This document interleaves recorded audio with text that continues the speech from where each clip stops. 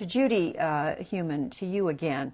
Since this treaty does not, as I understand it, have enforcement mechanisms, there's no way a country can be required or forced to make accommodation for people with disabilities, to give them rights.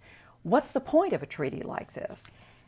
When other countries are ratifying the treaty, and when the U.S. ratifies the treaty, they're obligating themselves to do the best they can to implement various articles.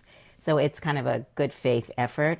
There is no entity that can say, you've done this wrong and you must do such and such. But for example, in the United States, one of the things that we discuss overseas is we have good laws that have been developed involving the Congress and civil society. A good law to us also has good implementation provisions and also has enforcement provisions. If a law is to mean anything, it needs all of those characters.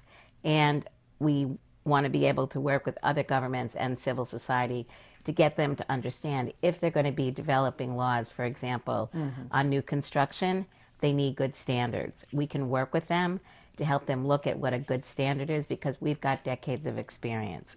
We can help them get a better understanding of when a standard is not enforced.